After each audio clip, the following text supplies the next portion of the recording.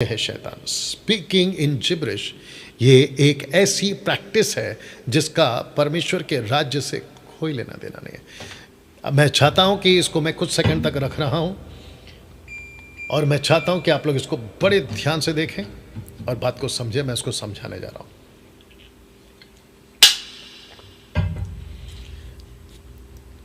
इसको फिर से पढ़ दे रहा हूं। लिखा है स्पीकिंग इन जिब्रिश। ये एक ऐसी प्रैक्टिस है जिसका परमेश्वर के राज्य से कोई लेना देना नहीं। डंके की चोट पे बोल रहा हूं। ऐसी कोई प्रैक्टिस ना पतरस ने कराई, ना पौलुस ने कराई, ना तिमोथी ने कराई, ना किसी ने, ना यीशु ने, और ना ही बाइबल में ऐसी कोई प्रैक्टिस की बात की गई। मैं आपको बताऊं आजकल क्या हो रहा है, खास करके कोई 20-30 सालों से और 200-300 सालों से विलियम सीमोर की वजह से तो ये बेड़ा गर्क हुआ है। एनीवे, उसकी वीडियो अलग से बना चुका हूं। ये आते हैं आपके कानों में, फुसफुस करते हैं, कहते हैं रबा रबा रबा रबा रबा रबा, शबा शबा शबा शबा, ऐसा बोलो, बोलते जाओ बोलते जाओ बोलते जाओ बोलते जाओ। बकवास, बाइबल में कहीं नहीं लिखा ऐसा। और जो बेचारे उद्धार पाने वाले लोग होते हैं ना, वो आपके ऊपर भरोसा करते हैं। पास्टर, अपोस्तल, बिशप, बाइबल टीचर, सेवक, दास दासी आपके ऊपर भरोसा करते हैं वो लोग। और उनको लगता है कि ये जो मेरा पास्टर है या पास्टर नहीं है, ये बिल्कुल मुझे परमेश्वर के वचन से। और वो धोखा क्यों खाते पता? क्योंकि तुम बाइबल सामने रखते हो। तुम बाइबल सामने रखते हो। लूसीफर ने भी, बहुत ध्यान से सुनना, जो इनके चर्च के मेंबर्स, अगर आपके हाथ में मेरी वीडियो लग गई, ये बात अलग है कि ये लोग लगने नहीं देंगे। ये लोग बड़े चालाक हैं। ये पास्टर कहते हैं, ये लोग कहते हैं जिब्रिश वाले कि डैनियल राज की वीडियो नहीं देखना, क्योंकि इनको खुद को पता है इनकी औकात तो नहीं है मेरे सामने आने की। नंबर 1। नंबर 2, मैंने जब डिबेट का प्रोग्राम रखा था तो इनमें से एक भी नहीं आया।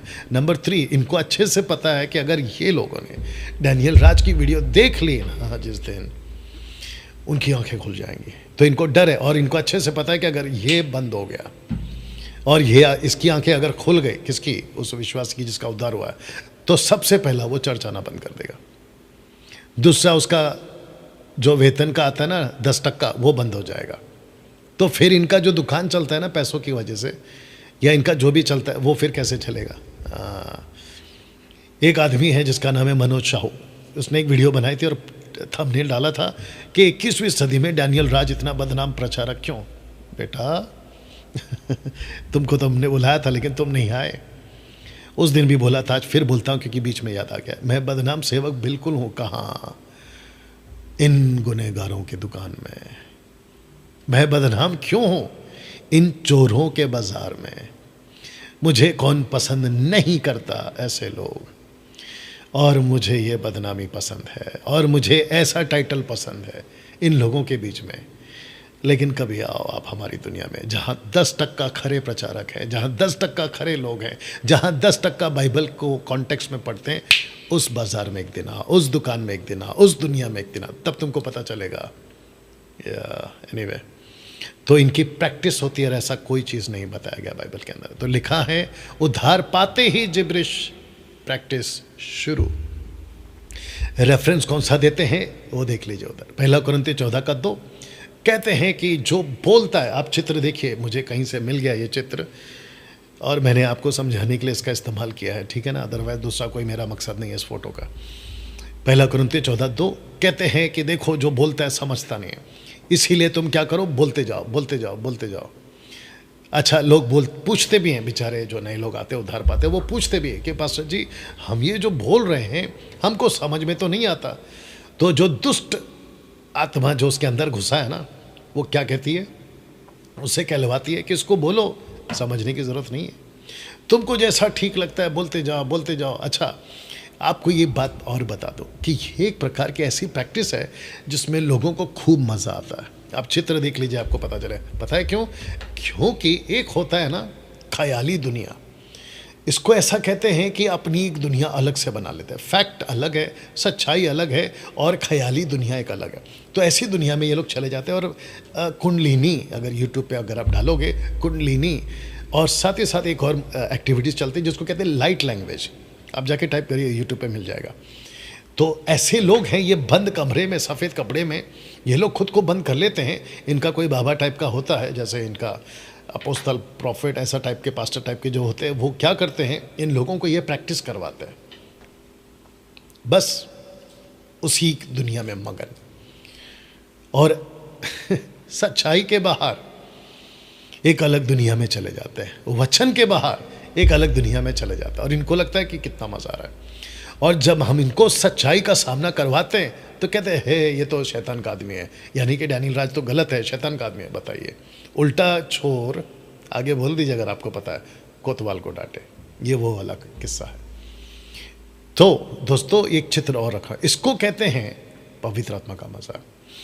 मैं चाहता हूं कि चित्र को जितना हाई रेजोल्यूशन मुझे मिल पाया मैंने आपके लिए रखा हूं। ये क्या तमाशा है, आप खुद जरा सोचिए, अगर आप एक बाइबल के सही जानकार आदमी हैं। हाँ, ये उठ पटंग वालों को तो नहीं समझ में आएगा, खैर जिस दिन प्रभु इनकी आंखें खोलेगा उनको समझ आएगा, लेकिन आप खुद सोचिए क्या चल रहा है। वाह, बाइबल को पढ़ते वक्त ओल्ड टेस्टमेंट से New Testament, Genesis to Revelation, हमको पता चलता है कि परमेश्वर इतना सिस्टमेटिक है एक्सक्यूज मी, इतना सटीक है और इतना ऑर्गेनाइज्ड है, और क्या बोले, मतलब परमेश्वर डिसिप्लिन में चलता है। मैं रखूंगा गड़बड़ी वाला कॉन्सेप्ट। तो ऐसे कैसे कर सकता है पवित्र आत्मा, कैसे? चलिए, अगर कोई चीज कर रहे हैं, अगर उसका रिजल्ट हमको दिखता है कि भाई ऐसा किया तो ऐसा है, चलो बाइबल के बाहर भी इन लोगों के हिसाब से अगर बात भी करें, ऐसा किया तो ऐसा ये रिजल्ट आया, लेकिन दिक्कत की बात यह है कि रिजल्ट भी तो नहीं आता है, क्योंकि यहां पे एक हफ्ता लोटपोट हो रहे होते हैं, कहते हैं कि हमको मिल गया, कुछ अच्छा मिल गया, अगले हफ्ते फिर लोटपोट। अच्छा, जब ये होश में आते, अच्छा पहली बात तो इनको पूछो कि भाई तुम क्या कर रहे थे, पता है? बोले नहीं पता क्या कर रहे थे। बोले तुम नीचे गिरे, पता है? बोले नहीं पता हमको क्या। इसको कैसे कह सकते हैं? अच्छा, जब ये होश में होते तब इनको बोलो कि भाई आपका जीवन कैसा है? बोला बस वही स्ट्रगल कर रहे हैं, पाप से, गलत विचारों से, सांसारिक जीवन से। तो मेरा प्रश्न उठता है कि फिर ये सब क्या था? अगर इसको कहते पवित्र आत्मा मिला और आपको इतना कुछ ताकत मिल गई, तो फिर आप तो अपना मसीह जीवन तो सुपर नेचुरल तरीके से जियोगे, लेकिन सिलसिला तो वही चल रहा है। बीच में मैंने जब इसके बारे में बात कर रहा था, आपको याद होगा, जिसकी वीडियो कम से कम 2 लाख 2.5 लाख के आसपास पहुंच गई है फेसबुक के ऊपर, तो उनमें बहुत लोगों ने कमेंट किया था, कहते हैं कि आपको नहीं पता चलेगा कि ये सब क्या है क्योंकि तुमने इसको चखा नहीं है। ए पागल, मुझे ऐसी चीज़ें चखनी भी नहीं है, तेरे को मुबारक हो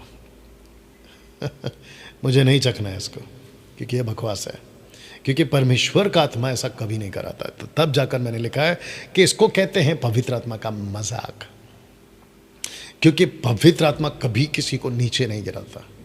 और ऐसी हरकत, लोटपोट, कपड़े का ढंग नहीं, आदमी किसी के ऊपर पैर रख रहा है, चीख रहा है, चिल्ला रहा है, बेकाबू हो रहा है, इसको नहीं कहते पवित्र आत्मा। थोड़ा दिमाग लगाओ। आप स्वाभाविक तौर पे, नेचुरली तौर पे भी अगर सोचोगे ना, आपके घर पे गेस्ट आए, आपका छोटा बच्चा लोटपोट हो रहा है, आप क्या करते हो? सट करके मारते हो, हे क्या कर रहा है? मेहमान बैठे तो ये बदतमीजी क्यों कर रहा है? सोच के देखिए, आपका परमेश्वर ऐसा क्यों करवाएगा? मेरे दिमाग में बहुत सारे एग्जाम्पल्स आ रहे हैं, लेकिन मैं वीडियो को जितना शॉर्ट रखना चाहूँ रखूँगा ना। दोस्तों, जब ये कुछ हो रहा है तो कल्पना कीजिए यीशु यहाँ है। क्या यीशु जो आपके अंदर है, क्या वो ऐसी हरकत करेगा? मतलब यीशु आपके अंदर है और आप नीचे लोटपोट हो रहे, मतलब यीशु लोटपोट हो रहा है। बताइए, आप जोर जोर से चीखते हैं, आपको पता तक नहीं है कि आप क्यों चीखते हैं, क्योंकि जब आपको होश आता है तो लोग आपको कहते हैं कि आप चीख रहे थे, आप चिल्ला रहे थे, आप गिर रहे थे, आप रो रहे थे, आप हंस रहे थे। तो क्या यीशु ये सब करेगा? सोच के देखिए आप। हम 4 किताबें पढ़ते हैं, मत्ती, मरकुस, लूका, यूहन्ना। मत्ती में 28 है, मरकुस में 16 है, लूका में 24 है, यूहन्ना में 21 अध्याय है। इनमें कहीं पर भी हम यीशु को ऐसा, पवित्र आत्मा को ऐसा, पतरस को ऐसा करते हुए नहीं पाते। तो ये प्रैक्टिस आई कहाँ से? तो जिसके चलते लिखा है कि स्पीकिंग इन जिब्रिश कहाँ से आया? यहाँ से आया। 1 कुरिन्थियों 4:2। इस एक वचन को उठाकर लोगों ने क्या किया? बोला समझ में तो नहीं आता है, क्योंकि पौलुस ने कहा है, मैं रखूंगा अभी, पौलुस ने कहा है इसलिए बोलते जाओ। तो इसको कहते हैं अनबिब्लिकल, नॉन बिब्लिकल, वचन के बाहर एक ऐसी प्रैक्टिस है जिसको लोग 200-300 सालों से तो चले आ रहे विलियम सीमोर से, लेकिन अभी 20-30 सालों से तो बड़ा जोर पकड़ा हुआ है।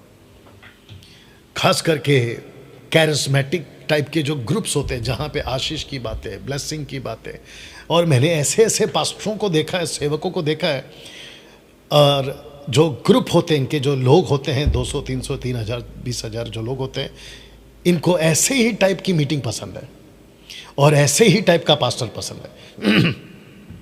अच्छा, यीशु का प्रचार कर रहा होता है कि लाजर को यीशु ने जिंदा करा दिया, फिर बीच में रबा रबा शबा शबा घुसा देंगे। यीशु मसीह फिर से बादलों पर आने वाला है, रबा रबा शबा शबा, उसको घुसा देंगे। तो जो लोग सुन रहे होते हैं वो कहते हैं कि वाह, देखा कितना पवित्र आदमी है, देखो कितना परमेश्वर से बात कर रहा है। नहीं मेरे दोस्त, बहुत बड़े धोखे में हो तुम लोग। ऐसी किसी प्रकार की कोई प्रैक्टिस नहीं करनी है, क्योंकि ये लोग जो कर रहे हैं, ये 1 कुरिन्थियों 4:14 से है।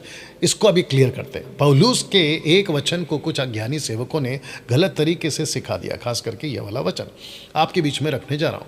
मैं 2 एंगल रख रहा हूँ। सबसे पहला 1 कुरिन्थियों 14:2, क्योंकि जो अन्य भाषा में बातें करता है वो मनुष्य से नहीं परंतु परमेश्वर से बातें करता है, इसलिए कि उसकी कोई नहीं समझता, क्योंकि वो भेद की बातें आत्मा में होकर बोलता है।